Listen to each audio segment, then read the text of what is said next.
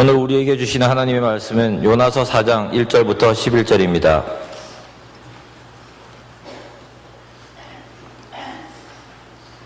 요나가 매우 싫어하고 성내며 여호와께 기도하여 이르되 여호와여, 내가 고국에 있을 때에 일하겠다고 말씀하지 아니하였나이까? 그러므로 내가 빨리 다시스로 도망하여 싸우니 주께서는 은혜로우시며 자비로우시며 노하기를 더디하시며 이내가 그 시사 뜻을 돌이켜 재앙을 내리지 아니하시는 하나님이신 줄을 내가 알았음이니이다. 여호와여, 원하건대 이제 내 생명을 거두어 가소서. 사는 것보다 죽는 것이 내게 나음이니라 하니 여호와께서 이르시되 내가 성내는 것이 옳으냐 하시느니라. 요나가 성읍에서 나가서 그 성읍 동쪽에 앉아 거기서 자기를 위하여 초막을 짓고 그 성읍에 무슨 일이 일어나는가를 보려고 그 그늘 아래에 앉았더라. 하나님 여호와께서 박넝쿨을 예비하사 요나를 가리게 하셨으니 이는 그의 머리를 위하여 그늘이 지게 하며 그의 괴로움을 면하게 하려 하심이었더라. 요나가 박넝쿨로 말미암아 크게 기뻐하였더니 하나님이 벌레를 예비하사 이튿날 새벽에 그 박넝쿨을 갉아먹게 하심에 시드니라. 해가 뜰 때 하나님이 뜨거운 동풍을 예비하셨고 해는 요나의 머리에 조임에 요나가 혼미하여 스스로 죽기를 구하여 이르되 사는 것보다 죽는 것이 내게 나으니라 하니라. 하나님이 요나에게 이르시되 내가 이 박넝쿨로 말미암아 성내는 것이 어찌 옳으냐 하시니 그가 대답하되 내가 성내어 죽기까지 할지라도 옳으니이다 하니라. 여호와께서 이르시되 내가 수고도 아니하였고 재배도 아니하였고 하룻밤에 났다가 하룻밤에 말라버린 이 박넝쿨을 아꼈거든. 하물며 이 큰 성읍 니느웨에 있는 좌우를 분별하지 못하는 자가 12만여 명이요 가축도 많이 있나니 내가 어찌 아끼지 아니하겠느냐 하시니라. 이 말씀은 살아계신 하나님의 말씀입니다. 살아계신 하나님 알아가기 네 번째 시간, 하나님의 자비하심에 대해서 말씀을 나누고자 합니다. 요나서는 지난번 부흥회 때에 부흥 강사님이 너무 잘 설명을 해 주셔서 이 바탕이 잘 마련됐다 볼 수가 있겠습니다. 그러면서도 우리들이 오늘 하나님의 자비하심이라는 이 말씀을 가지고 요나서를 보고자 원합니다. 오늘 나타난 요나서 4장 말씀에 보게 되면 하나님의 이 자비하심이라고 하는 단어가 한 3번 정도 나오게 됩니다. 오늘 말씀에 보게 되면 이런 말씀이 나와 있습니다. 요나서 4장 2절 말씀입니다. 요나가 하나님께 매우 성내서 싫어하면서 기도를 하기를 이러한 식으로 얘기합니다. 하나님, 제가 옛날에 그 이스라엘에 있을 때 말씀 분명히 드린 것 같습니다. 내가 왜 다시스로 도망간 줄 아십니까? 하나님께서 너무 은혜롭고 자비로우시고 노하기를 더디하시며 인애가 크시사 혼낼 사람 혼내줘야 되고 이스라엘을 지금 억압하고 있고 수많은 폭력을 가했던 아수르 제국의 수도인 니느웨, 여기는 멸망해야 마땅한 거 아니겠습니까?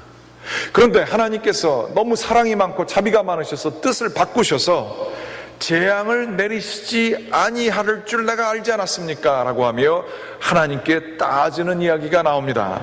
여기서 이 요나가 얘기하는 하나님의 참된 속성, 하나님의 자비하심에 대한 이야기가 나오고 있습니다. 요나는 더 나아가서 4장 3절에 보게 되면 내가 이게 기분이 나빠서 내가 죽으면 죽었지 이것을 내가 볼 수가 없습니다 라고 이야기를 합니다. 하나님의 자비하심이 마음에 걸린다는 그러한 이야기인 것이지요. 그 위에도 오늘 말씀에 보게 되면 10절과 11절 말씀에 보게 되면 하나님께서 이르시되 박넝쿨을 아끼지 아니하느냐, 너가 박넝쿨을 아낀다라는 얘기에 이 아낀다라는 얘기가 자비함이라는 얘기고요. 또 세 번째로는 내가 니느웨를 아끼지 아니하겠느냐라는 말씀이 또 자비하심이라는 단어의 한국말 번역이 아낀다라고 하는 표현으로 나타난 것을 보게 됩니다. 많은 사람들은 이야기를 하며 하나님은 왜 수많은 인류의 고통과 수많은 무고한 사람들의 생명이 뺏어가게 되는 현상을 보며 하나님은 사랑의 하나님이시고 자비의 하나님이라고 한다며 왜 이러한 고통이 있느냐라고 이야기하는 분들을 봅니다. 그러면서 정말 하나님을 믿을 만하지 못하다라고 얘기하는 이야기들을 많이 저희들이 듣습니다. 그런데 오늘의 이야기는 좀 전혀 다른 방법의 이야기입니다. 벌 받고 혼나고 정말 온전히 깨지게 되어서 그들이 정의를 맛보고 그리하여 정말 참된 바른 것들이 이루어지는 세상이 있어야 되겠는데 하나님이 사람들을 지옥에, 천벌에 마땅한 사람들을 지옥에 보는 건 이해가 가지만 예수를 좀 믿는다고 해서 용서를 받고 그들이 천국에 간다는 것은 내가 받아들일 수 없다 라고 하는 음성도 있다는 사실입니다. 요나가 한 이야기가 바로 그겁니다. 저 원수 같은 니누에 그 사람들이 어떻게 하나님의 사랑하심을 받아 멸망하지 않게 되는 일이 있을 수 있겠습니까? 이런 값싼 사랑을 내주는 하나님 나는 믿지 못하겠습니다. 이게 바로 요나의 하나님을 기소하는 그러한 내용인 것을 보게 됩니다. 이 이야기가 잘 드러난 영화 한 편이 있었습니다. 이창동 감독이 만든 미량이라고 하는 영화였었습니다. 젊은 엄마가 있었는데 자신의 아들이 납치되어 살인자에 의해서 죽게 됩니다. 이 여인은 이것을 감당하지 못해서 신앙을 찾게 되고요. 기독교 신앙을 가지며 용서라고 하는 이야기를 배우게 됩니다. 그래서 자신이 그 살인자를 용서하기 위하여 감옥으로 나아갑니다. 그런데 그 용서는 하나님을 사랑하기에 나오는 용서가 아니었고 우리가 나중에 추측할 수 있는 것은 자신이 그 살인자를 도덕적인 우월감으로 면책하게 되는 그 위치에 자기가 이르게 되기를 원했던 것임을 볼 수가 있습니다. 그래야 이 문제가 해결될 것 같기 때문에 그랬던 것이죠. 그 사람의 용서는 하나님을 사랑하여 하나님의 속성을 알아서 하는 용서가 아니었던 것입니다. 그런데 이 이창동 감독은 이 영화 장면을 통하여 굉장히 중요한 신학적인 질문을 모든 믿는 자들에게 던지고 있습니다. 무엇인가? 그 여인이 감옥에 갔는데 이 감독이 아주 그 조명을 아주 신기하게 썼습니다. 그래서 그 살인자가 어둡고 화가 나 있고 아니면 칙칙한 분위기의 사람이어야 될 텐데 마치 성인의 모습을 하고 얼굴에서 광채가 나면서 그 사람이 이렇게 얘기를 합니다. 나를 용서해 주신다니 고마운데 나는 벌써 하나님에게 용서를 받았습니다. 당신도 신앙을 가지게 되었다니 다행입니다. 라고 하며 아주 담대한 모습으로 성인의 모습으로 그 창살 건너편에 앉아 있게 됩니다. 이 여인은 자기가 그 사람을 용서해야 도덕적인 우월감을 가지게 될 텐데 하나님이 먼저 그를 용서했다는 사실을 받아줄 수가 없었습니다. 그래서 그 유명한 노래 가사를 집회하는 데에 자기가 카세트를 바깥 끼우면서 얘기합니다. 거짓말이야, 거짓말이야, 거짓말이야.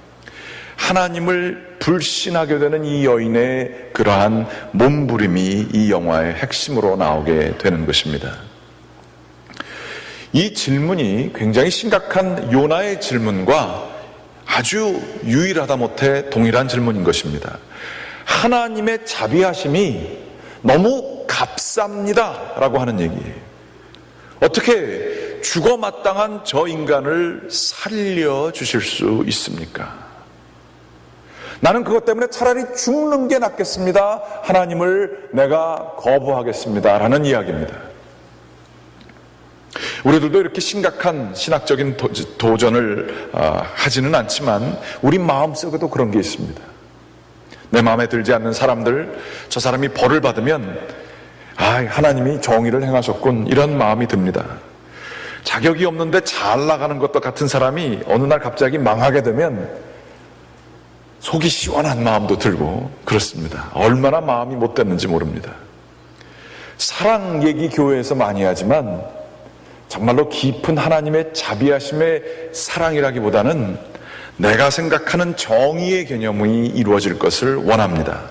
순서에 따라 잘못한 사람은 잘못한 것이 확실히 기재되어야 되고, 회개하고 무릎 꿇고 잘못을 회개하면 좀 받아줄지는 모르지만 그 사람을 그리스도의 사랑으로 사랑하기란 매우 어려운 얘기인 것입니다. 쉽게 하나님의 자비하심에 동의하기란 매우 어려운 일인 것을 저희들이 잘 알고 있습니다. 그러면 오늘 저희들이 하나님의 자비하심이 무엇인가에 대해서 깊이 생각하고자 합니다. 이렇게 저희에게 문제가 될 수 있는, 우리가 자비를 받을 때는 좋은데 내가 용서받지 못할 죄를 졌는데 그것을 용서받는 것은 괜찮은데, 내가 용서하지 못하는 저 사람을 용서하시는 하나님을 과연 받을 수 있겠느냐라고 하는 이야기인 것입니다. 하나님의 자비하심이라고 하는 단어, 컴패션이라고 하는 단어는 제가 여러 차례 말씀을 드렸습니다만 어머니의 자궁이라고 하는 단어로부터 나온 이야기입니다. 아이가 느끼는 것을 어머니의 자궁을 통해 어머니도 느끼는 것이 바로 컴패션, 자비라 하는 이야기인 것이지요. 어머니는 아이가 느끼는 것을 어머니가 그대로 느끼게 됩니다. 어머니들은 아이가 먹고 싶은 것을 자기가 먹고 싶은 것으로 생각하고 음식을 먹게 됩니다. 그리하여 아이와 완전한 동일체로서 아이가 먹고 싶은 것이 자기의 필요에 따라 살게 되며, 그 아이 때문에 자기의 몸이 망가진다 할지라도 어머니는 개념치 아니하고 그 아이를 위하여 동일하게 느끼며 그 음식을 먹고 자신의 몸이 상하는 것을 두려워하지 않습니다. 요즘 어머니들은 임신을 하도 운동을 하고 운동 당연히 해야죠. 그런데 몸매에 신경을 쓰는 경우도 있지만 자녀를 위한 이러한 희생, 동일감을 느끼는 것이 자비라는 것을 저희들이 기억할 필요가 있습니다. 어머니가 야, 너 왜 이런 거를 좋아하냐? 라고 느끼는 경우가 없습니다. 야, 이런 거는 나쁜 거야 라고 하며 저 같은 경우는 어머니 뱃속에 있을 때 닭고기를 그렇게 좋아했답니다. 그래서 저희 어머님이 저 배구서는 그 닭센터, 그때는 그 치킨센터 그런 게 있었나 봐요.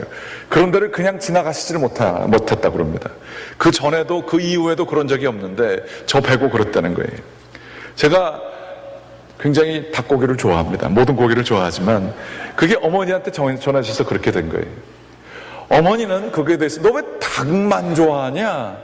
따질 수 있게 무엇을 추구하지 않습니다. 어머니는 그 뱃속에 아이가 좋아하는 것을 다 좋아하게끔 돼 있습니다. 판단이 일어나지 않습니다. 온전히 그 자기 안에 있는 존재와 더불어 합의를 느끼게 되는 것이죠. 이러한 합의가 깨어지게 된다고 한다면 우리는 자신의 존재가 뜯겨나가게 되는 것이 자비의 어떠한 또 다른 모습이라 볼 수가 있게 되는 것입니다. 사랑하는 사람을 잃어버리게 되었을 때에, 이별하게 될 때에 이런 마음을 가지게 되죠. 제가 어느 분과 같이 이야기를 나누면서 사랑하는 아버님을 천국으로 보내고 나서 괜찮은 줄 알았는데 가만히 있어도 갑자기 눈물이 쑥 하고 나온다는 말씀을 하신 얘기를 듣게 됩니다. 그게 컴패션으로 이어진 관계입니다. 이렇게 서로가 의지하고 동일체가 되게 된 이러한 마음, 이것이 주님의 마음, 저희를 향한 마음이라는 사실인 것이지요. 요나는 오늘 이 요나서 4장에 나타나게 될 때에 그 뜨거운 떼약빛에 니느웨를 바라보면서 저게 망하나 안 망하나 보자라고 하고 기다리고 있는데 땡볕이 너무나 세가지고 그 사막 기후에서 감당할 수 없었던 때에 박넝쿨이 자기를 가려주니까 너무나 그것과 동일함을 느껴서 기뻐하였습니다. 그런데 그 박넝쿨을 하나님께서 벌레를 통해서 다 없애고 나시니까 이 요나가 박넝쿨을 아꼈다라고 하는 마음이 나오고 있는데, 이것은 바로 요나가 그 박넝쿨에 대해서 동일함을 느끼고 자비함을 느끼고 그것과 더불어 자기의 생명과 연결시켰다라고 하는 얘기입니다. 하나님께서는 자기가 니느웨 12만 명이나 있고 가축도 많은 이 니느웨를 보면서 아꼈다 그러셨는데, 이 니느웨를 하나님께서 그렇게 동일하게 느끼셨다라고 하는 것, 이것이 오늘 나타난 하나님의 자비하심인 것입니다. 여기에는 어떠한 판단을 가하기 전에 그것을 내 몸으로 느끼는 그러한 자비함을 보여주고 있는 것입니다. 그러면 우리가 한번 생각해 보기를 원합니다. 하나님이 세상이 그렇게 필요하셨을까요? 하나님이 그 스스로가 충만하시고 모든 것이 스스로 충족하신 분이 왜 이 세상에 이렇게 하나가 되어 그것 때 아픔과 그들을 향한 그러한 공허함을 느끼게 될 것 같은 그러한 자비함으로 자신을 내려놓으셨을까요? 그것은 자발적으로 하신 일입니다. 그럴 필요가 전혀 없으신 분이신데도 불구하고 자발적으로 그 세상을 사랑하시는 하나님의 자비하심, 공허하고 상처를 줄 수 있는 사랑에 자신을 내려놓으신 하나님의 사랑하심이 바로 하나님의 자비하심인 것을 보게 됩니다. 그런데 이 자비하심은 아주 특별한 특성이 있습니다. 하나님의 자비하심은 어떤 사람이 아주 이쁘고 어떤 사람이 일을 잘하고 성적이 좋고 돈을 잘 벌고 너무나 이쁜 짓을 하기 때문에 느껴지는 자비함이 결코 아닙니다. 하나님의 자비함은 정반대입니다. 마치 부모의 마음이 그런 것처럼 잘난 자식도 좋지만 정말 뭐가 모자르고 뭐를 내가 도와주지 않으면 어쩔 줄 모르는 그 자식에게 더 많은 마음을 쏟게 되는 것처럼 하나님의 자비하심은 이렇게 그러한 연약하고 참 불쌍한 조건 때문에 더 마음을 쓰시는 자비라 하는 것을 오늘 말씀을 통해서 보게 됩니다. 요나서 4장 11절 말씀에 보게 되면 이런 말씀이 쓰여져 있습니다. 이 큰 성읍 니느웨에는 좌우를 분별하지 못하는 자가 12만 명이기 때문에 내가 어찌 아끼지 않을 수가 있겠느냐라는 얘기인 것입니다. 하나님을 믿는 것이 구원으로 가는 길임을 모르는 좌우를 분별하지 못하는 사람들, 주님의 말씀을 따르지 못하는 사람들, 폭력을 가하는 것이 하나님의 뜻에 어긋나는 것임을 전혀 깨닫지도 못하는 사람들이 거기 있다는 거예요. 그러면 저런 나쁜 놈들, 그리고 그들을 혼내시는 게 아니라 그렇기 때문에 내가 더 그들을 자비하게 여긴다라고 하는 말씀을 해 주시는 거예요. 하나님의 자비하심은 이런 부족하고 연약한 사람들, 오히려 무지한 자들, 예수님께서 십자가에서 사람들이 예수 그리스도를 고통에 빠지게 하였을 때에 주님 저들을 용서하여 주시옵소서, 저들이 무엇을 하는지를 모릅니다 라고 얘기하신 것처럼 자기에게 해를 끼치는 무지하고 잔인하고 무자비한 사람들을 나쁜 사람으로서 정의를 가하여 그들을 혼내주는 그러한 마음이 아니라 그들이 모르기 때문에 더 마음이 가는 것이 하나님의 자비함의 속성인 것을 볼 수가 있습니다. 바로 이 하나님의 깊은 자비, 이것은 세상이 얘기하는 자선 혹은 영어로는 benevolence와 굉장히 큰 차이가 있습니다. 영어의 benevolence라고 하는 것은 뭐가 남는 것을 이렇게 내어주는 겁니다.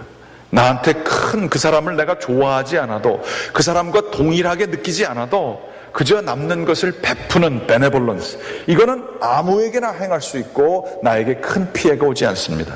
그러나 하나님의 자비하심은 나에게 큰 손해를 줄 것임에도 알고 있음에도 불구하고 더 사랑하는 것이며, 나에게 해를 미치는 무지가 있음에 그것 때문에 더 그를 더 사랑하는 것이 하나님의 자비인 것을 볼 수가 있습니다.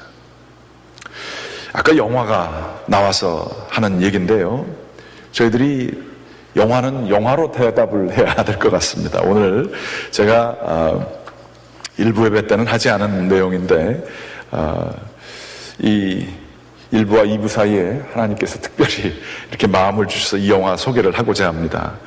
데드맨 워킹이라고 하는 영화가 있었습니다. 여기 나오는 제가 아주 좋아하는 배우들인데요, 션 펜하고 그 다음에 수잔 서랜던이 나오는 얘기입니다. 이 션 펜은 감옥에 갇혀 있는 매튜 폰스렛이라고 하는 사람이었습니다. 데이트 중에 있는 연인이 있었는데 남자를 죽이고 여자도 강간하고 그 여자도 죽이게 되는 잔혹한 살해 혐의를 갖고 있는 사람이었습니다. 그런데 이 사람이 자기가 너무 억울한 상황에 있고 돈이 없다는 이유로 자기를 도와줄 사람을 찾다가 빈민가에 있는 어떤 수녀에게 편지를 써서 자기를 방문해 줄 것을 요청합니다. 이 수녀님은 그 편지를 받고서는 마음이 동해서 큰 뜻이 없이 한번 기도나 한번 해주러 가자라고 하여 그를 방문하게 됩니다. 교도소 안에 그를 방문하려고 하자 교도소 안에 있었던 어떠한 신부님이 계셨는데, 그 신부님이 얘기하기를 이 사람은 정말 흉악범입니다 라고 하는 그 정죄함을 듣게 됩니다.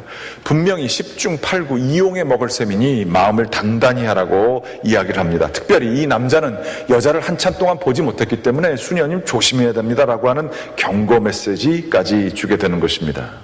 차라리 수녀님께서는 매우 권위적이고 거리를 띄시는 게 좋을 것입니다 라고 하는 그 경고를 듣고 이 헬렌 수녀는 이 펀슬렛이라고 하는 흉악범을 만나게 됩니다. 그런데 생각을 뛰어넘게도 이 펀슬렛은 그러한 것이 아니라 자기는 돈이 없어서 유능한 변호사를 못 써서 죽게 되었다라고 이야기를 하며 주정부 사면위원회와 연방법원에 탄원하는 것을 도와달라고 얘기합니다. 이 펀슬렛의 얘기를 듣고 이 헬렌 수녀는 고민하다가 무보수로 봉사하는 어떠한 변호사와 함께 노력을 하게 됩니다. 그러면서 그 살인당한 여인의 부모를 만나게 되고 변호를 하기 위해서 다시 한번 사면하도록 그렇게 노력을 하게 됩니다. 이 과정을 지나면서 사형수의 편을 들었다고 수많은 사람들의 비방을 받게 됩니다. 이 영화는 실제 사건에 의거해 있는 것인데요. 루이지애나 주에서 일어났습니다. 그래서 이 루이지애나 주에서는 그 당시에 1980, 70년대 후반에 있었던 일인데, 그 사형이 있어야 참된 정의가 일어난다, 이 사회가 너무나 악하다라고 하는 운동이 매우 강하게 일어났었다고 합니다. 그래서 이 수녀님을 사람들이 비방하게 됩니다. 사형 집행일 6일 전에 이 펀슬렛은 자기에게 정말로 이 도움을 달라고 얘기하면서 노력하고, 이 사건이 드디어 그 사면위원회에 올라가서 실질적인 이야기가 이루어지게 됩니다. 그런데 그 과정 중에 이 헬렌 수녀는 이 사람이 정말로 살인을 저질렀음을 알게 되고 흉악한 사람임을 알게 돼서 손을 떼려고 마지막 순간에 하게 됩니다.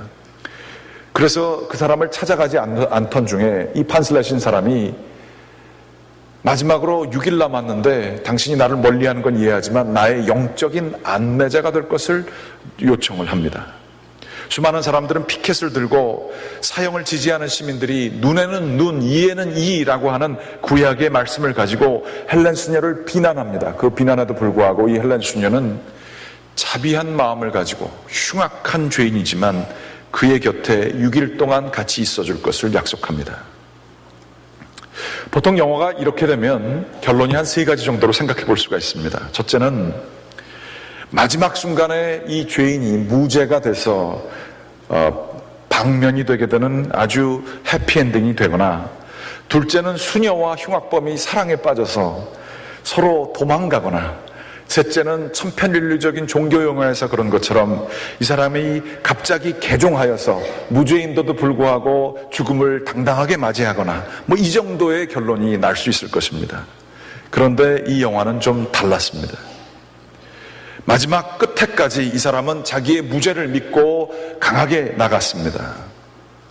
그러고 나서 밤 10시 반에 사면위원회에서 이 사람이 신청한 그 무죄, 이것이 기각되어졌다는 얘기를 듣습니다.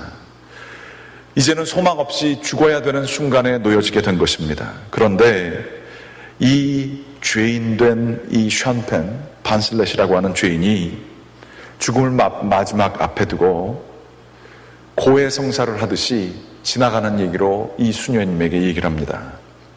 자기가 범인이 맞다는 얘기죠. 자기가 남자를 죽였고 여자를 강간했으며 그 여자도 죽였다는 것을 이야기를 하고, 자기가 무릎을 꿇고 그 사람들 위해서 처음으로 기도했노라고 지나가면서 얘기를 합니다. 헬렌 수녀는 감격에 젖어서 그 기도를 하나님이 들어주셨을 것이라고 얘기하며 죽음을 두려워하지 말고 평안히 가라라고 이야기합니다. 그 가족들은 여전히 이 사람을 파렴치 안으로, 이 사람이 회개했다는 것에 마음이 흔들리지 않고 정죄합니다. 그러나 이 헬렌 수녀만은 그 사람을 눈물로써 사형장에서 보내주게 되는 것을 볼 수 있습니다. 이 영화는 무엇을 의미하는 것일까요? 이 악독이 가득 찬 이 흉악범, 이 션펜이 맡은 역할을 가진 매튜 펀슬렛이라는 사람은 악한 영에 의해서 붙들려 있었습니다. 자기가 옳다고 자기도 믿었고 사람들을 분노하고 미워하는 그러한 환경 속에서 자라난 사람입니다. 이 사람은 그 누구도 자기를 자비함으로 대함을 끝까지 자기의 잘못에도 불구하고 자비함으로 대해주는 사람을 만나본 적이 없었습니다. 헬렌 수녀도 마찬가지입니다. 정말로 흉악범인 걸 나중에 알게 됐을 때 거리를 두려고 하였지만 영적인 어드바이저가 필요하다는 얘기를 듣고 잘못에도 불구하고 자비함을 잃지 않고 나아가게 됩니다. 이랬을 때에 자비가 이 사람에게 그 마음속에 회개하는 심령을 허락하게 되어 참된 하나님 앞에서의 정의를 이루게 되었다는 이야기인 것입니다. 눈에 보여지는 상황이 바뀌었느냐? 그렇지 않습니다. 그러나 끝까지 함께하는 자비가 현실적으로는 바뀌어진 것이 아무것도 없을지라도 이 사람의 영적인 그 악독하고 자기의 그 스스로의 자기의밖에 남아있지 않은 이 영혼을 고치셨던 것을 볼 수 있습니다. 하나님의 자비하심은 무엇일까요? 천박한 것일까요? 정의를 무시하는 것일까요? 혼날 놈은 혼내주는 것을 무시하는 것일까요? 그렇지 않습니다. 하나님의 자비하심은 참된 궁극적인 영적인 무기가 되는 것입니다. 우리가 싸우는 것은 혈과 육에 대한 것이 결코 아닐 것입니다. 의를 구하다가 자칫 잘못하면 저희들도 괴물이 되어질 수 있습니다. 그러나 하나님께서는 하나님의 그 깊으신 우리를 동일시 여기시 하시는 그러한 자비하심으로 마지막에는 진정한 정의를 이루어주시는 분이 우리의 하나님인 것을 볼 수 있습니다. 가장 대표적인 이야기가 바로 가늠하다 현장에서 잡혀온 여인입니다. 이 여인은 가늠하다 현장에서 잡혔기 때문에 돌을 맞아서 죽게 되는 것이 당연한 그러한 상황 속에 놓여졌습니다. 그러나 예수 그리스도는 그를 살려주시고 그리고 그를 그냥 내어버려 두시는 자비가 아니라 그가 목숨을 유지하게 되었을 때에 그에게 나아가 말씀하십니다. 이제 더 이상 죄를 짓지 말라.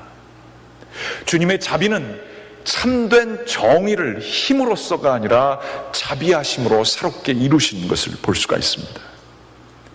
밀양에서 얘기하는 그러한 싸구려 도덕적 우월감을 가지기 위한 하나님의 자비하심도 아니고 혹은 아무나 막 사해주시는 자비하심이 아니라 우리의 영혼을 새롭게 하시고 우리의 영혼을 하나님 앞에서 정결케 하시는 능력이 있으신 것이 바로 하나님의 자비하심인 것입니다.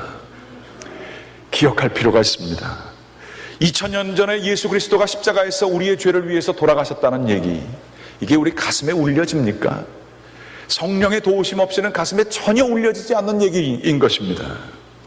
그러나 성령의 도우심을 받고 그분의 자비가 나의 죄를 바라보게 해주시는 것입니다. 나는 이렇게 선한 시민으로 열심히 살고 나쁜 짓 안 하고 가정에 충실하게 사는 선한 사람이다. 나는 그리하여 이러한 축복을 받게 되었고 이러한 간단하고 단편적인 생각을 가지고 살아가는 저희들에게 예수 그리스도의 십자가는 저희의 영적인 눈을 깨어 있게 합니다. 그리하여 세상을 전혀 다른 식으로 바라보게 하는 것이지요.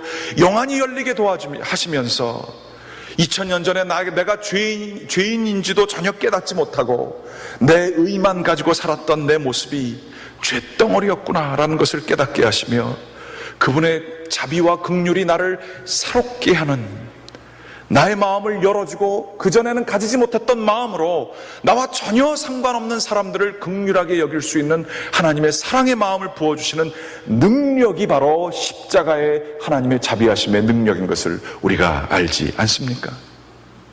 이 능력 때문에 우리는 구원함을 받았음을 깨닫고 세상에 그 무엇보다도 이 십자가가 가장 중요한 이 하나님의 자비하심의 극치, 그리하여 참된 정의를 이루시고 우리 가운데 하나님 앞에서 남들에게 욕먹을 것은 아니어도 하나님 앞에서 바른 게 아니기 때문에 하나님 앞에서 바른 것을 하기 위하여 아무도 없을 때에도 바른 것을 추구하는 그 마음을 주시는 참된 정의를 이루시는 분이 바로 자비하신 하나님 아니시겠습니까? 한국 사회는 지금 굉장한 위기 상황에 있습니다. 다들 아파해야 될 세월호 사건이 정치적으로 이용되는 것 같아 좌우가 나뉘어지게 돼 있고요. 세대 간의 분열은 이루 말할 수가 없고요. 그거보다 더 오래된 남북 간의 분열은 이루 말할 수가 없습니다.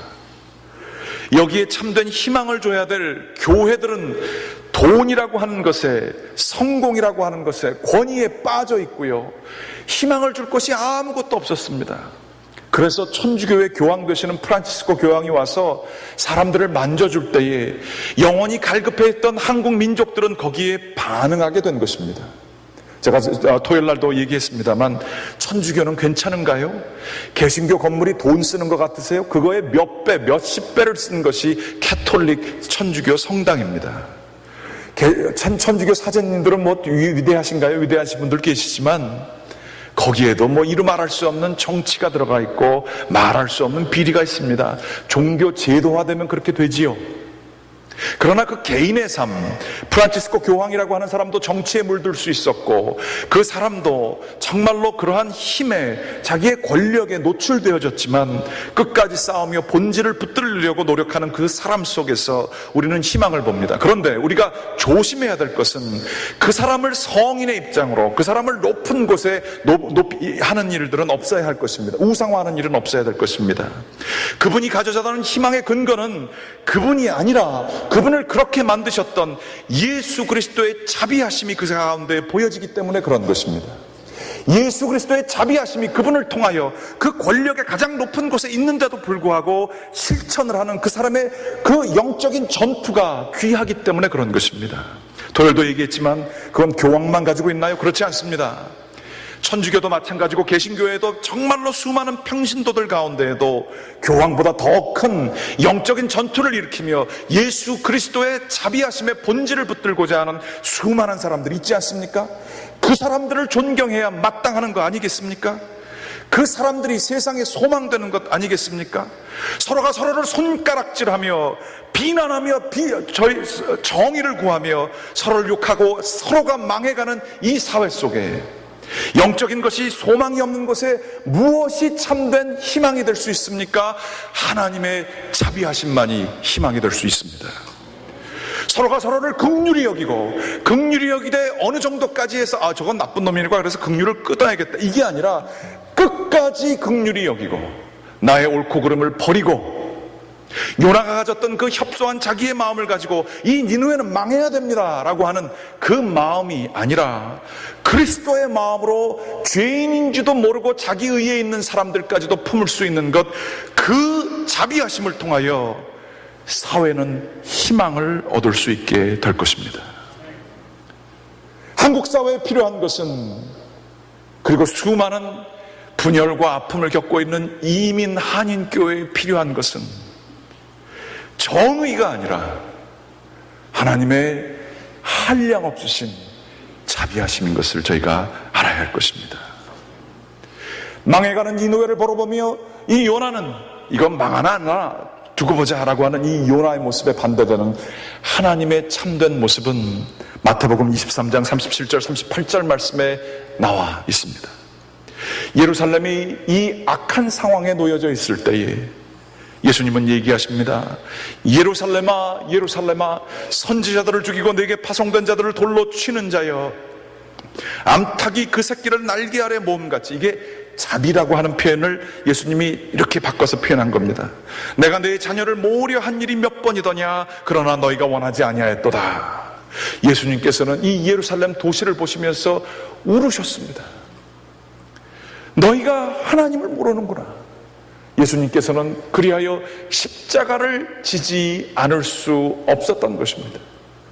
죄인이면서도 죄인 줄 모르는 그 영혼들을 향하여 우는 마음으로 예루살렘아 예루살렘을 외치시며 십자가를 지신 그 예수 그리스도, 그분이 저희의 참된 소망인 것입니다. 원하고 기도를 드립니다. 모든 이들을 불쌍히 여기되 자선 정도가 아니라 그들을 내 마음속에 품을 수 있는 그리스도의 마음으로 품는 저희들이 되기를 간절히 기원합니다. 한국 사회 보면서 답답하시고 어렵고 그러시죠. 요즘에는 뭐 유봉현이 죽은 거야 산 거야, 뭐 이게 뭐가 진리가 뭔지도 모르겠고 혼돈스럽기 짝이 없는 이러한 세상 속에서, 그러면서 윤일병 사건을 보면서 잔혹하고 악독하기 그지없는 이 영적인 기후를 보며 우리 믿는 사람들 뭐 해야 될까요? 신문 많이 읽어가지고 서로 정보를 교환하면 누가 더 많이 아나 서로 더 많이 비판하고 정치적인 입장을 가려야 되는 게 저희가 해야 되는 일일까요? 아닙니다.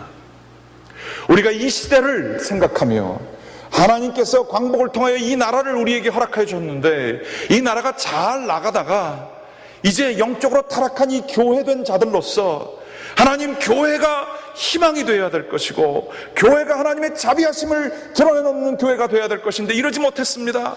그래서 한국 사회가 이렇게 망하고 있습니다 생각하며 예수님께서 그 시온산에서 예루살렘을 보며 울으셨던 그 아픔을 가지고 우리들도 조국 한국과 이민사회를 보면서 눈물을 흘려야 할 것입니다. 하나님, 살려주십시오. 하나님, 저희들을 불쌍히 여겨주십시오. 하나님, 저희 민족을 불쌍히 여겨주십시오. 하나님만이 희망이십니다. 주님, 저희들도 자비하게 살게 도와주시옵소서. 사회만 그렇습니까? 여러분, 관계는 어떻습니까? 집안 관계는 어떻습니까? 남편과 아내가 어떻습니까? 부모와 자녀가 어떻습니까? 교우들 간의 관계가 어떻습니까? 얄팍한 정의의 개념을 가지고 우리가 얼마나 많은 보복을 행합니까? 우리가 가진 힘으로 법으로 걸리지 않을 정도의 상황에서 사람을 욕하고 사람을 비난하는 우리의 마음이 얼마나 많습니까? 우리가 해야 될 게 무엇일까요? 주님 앞에 내가 해결되지 않은 그분을 들고 기도로 나와, 주여, 제가 이 영혼을 불쌍히 여길 수 있게 도와주시옵소서. 그가 몰라서 그렇습니다. 몰라서 그러므로 내가 더 사랑할 수 있게 도와주시옵소서. 무지함으로 좌우를 분별하지 못함으로 내가 그 영혼을 더 사랑할 수 있게 하여 주시옵소서. 불쌍히 여기는 마음을 주님께서 저에게 주신 것처럼 저도 그에게 가질 수 있는 제가 될 수 있도록 도와주시옵소서. 거기서부터 하나님께서는 역사하실 것입니다. 하나님의 자비하심이 저희를 채우고, 그리하여 비판과 심판과 판단으로 우리가 율법과 재판관의 자리에 놓여지는 것이 아니라 하나님의 자비의 물결에 저희의 자아를 실어 우리가 모든 이들을 품을 수 있는 정말로 시대의 소망이 되는 저희 교회가 되기를 주님의 이름으로 간절히 축원합니다. 기도하시겠습니다. 사랑이 많으신 아버지 하나님, 원하고 기도를 드립니다. 저희에게 하나님의 자비하심을, 그 크시고 깊으시고 저희의 작은 신음소리까지 자기의 것으로 느끼시는 그 사랑을 저희들이 가질 수 있도록 인도하여 주시옵소서. 주님, 교회가 희망인 줄 믿습니다. 이 교회 가운데 그러한 자비하심이 넘칠 수 있도록 인도하여 주시옵소서. 예수 그리스도의 이름으로 기도드렸습니다. 아멘. 다 같이 일어나셔서 찬송 304장 부르시겠습니다.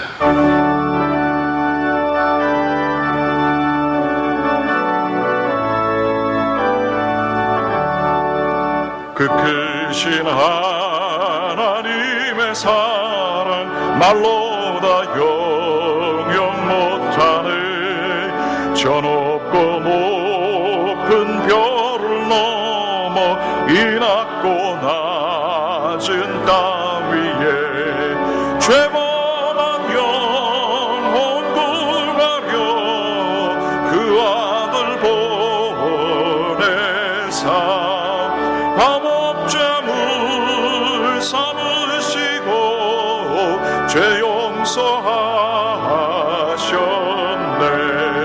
하나님 크신 사랑은 증량다 못하네.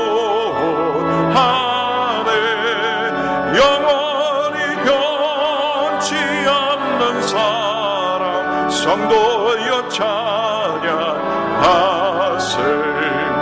괴로운 시절 지나가고 땅 위에 영화 쇠할 때 주 믿지 않던 영혼들은 큰 소리 외쳐 울어도 주 믿는 성도들에게